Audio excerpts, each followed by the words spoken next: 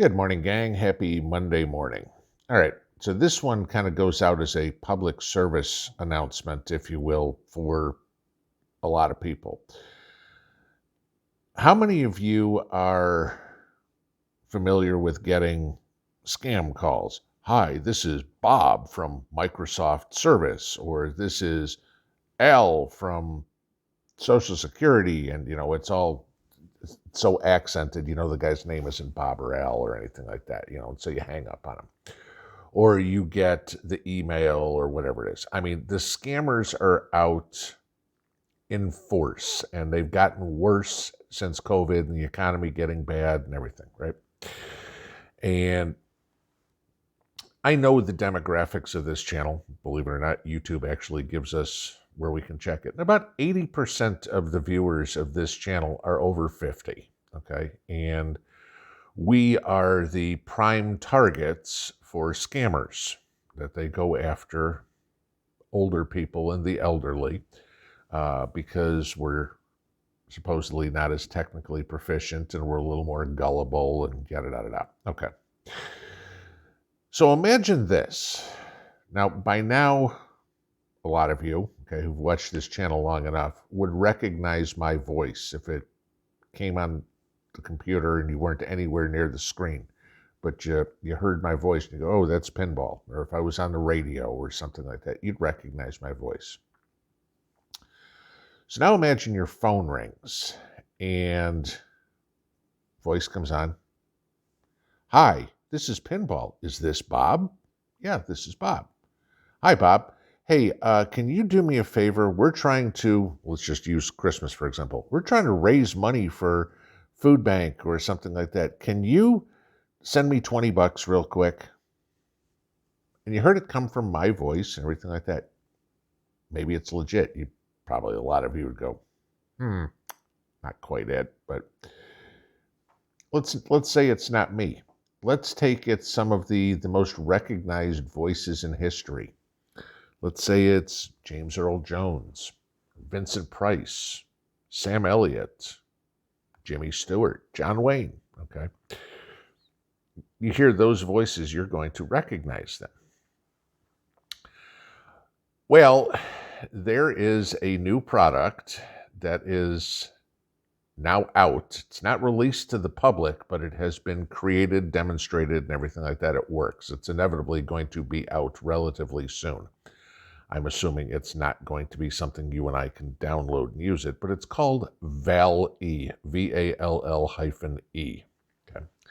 It's a Microsoft product, okay, built in conjunction with the folks at Facebook, Meta, okay, that can take 3 seconds of audio from my voice, for example, your voice, anybody's voice, and it can duplicate that voice in tone, timbre, anything of the sort, mannerisms, speaking, and make it sound like it's exactly that person's voice.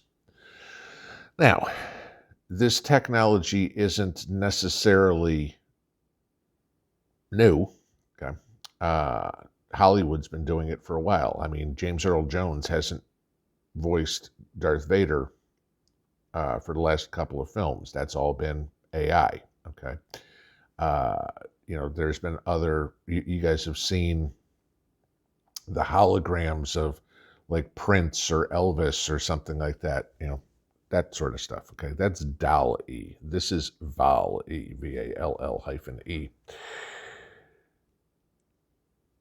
Why is my question, okay? What will this lead to? If you think I'm going off the rails here, watch this real quick. What sets VAL-E apart is its ability to replicate any voice after just listening to 3 seconds of audio. It's capable of matching emotion and tone, which is something that many other voice AI tools struggle with.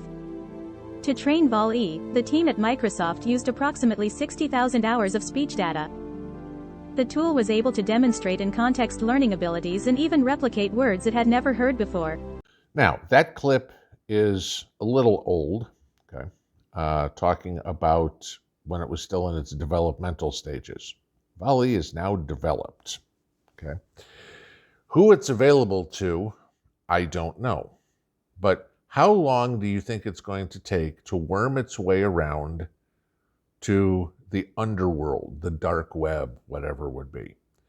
And now you have scammers that can come up and impersonate whoever's voice. You went and talked to the folks at the Social Security Administration, let's say, or you talked to your pastor, whatever it would be. Maybe somebody's voice you're going to recognize. They can find out that information, not too difficult. And now that same voice gets on the phone and calls you up and says, oh, we have a problem here with this.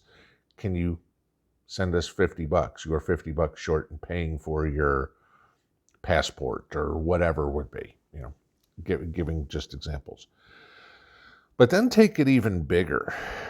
Let's say this gets in the hands of, I don't know, foreign intelligence services, and now trying to mislead, scam, whatever would be other governments. Let's say this gets into the corporate world and you're a business owner, for example, okay? And a regular customer supposedly calls up and says, Bob, can you send me 50,000 widgets? I'll get you the money, I'll send you a check or whatever it would be. And you send 50,000 widgets out. Check never shows up. Okay.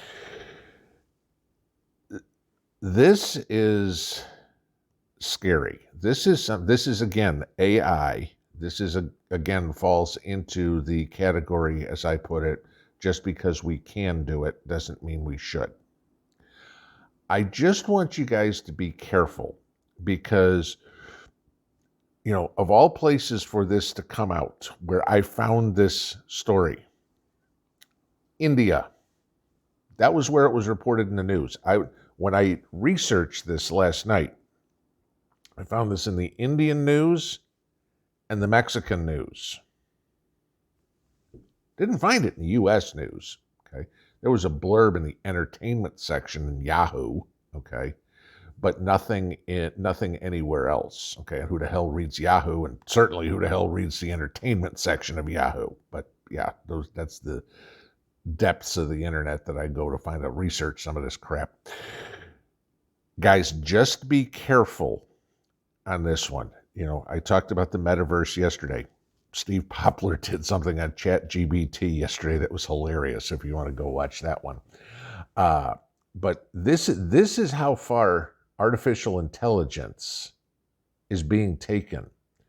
And you know as well as I do that every time there's something that new that comes out in technology, the very first thing that it's tested on or used by is the criminal element, the underbelly, okay?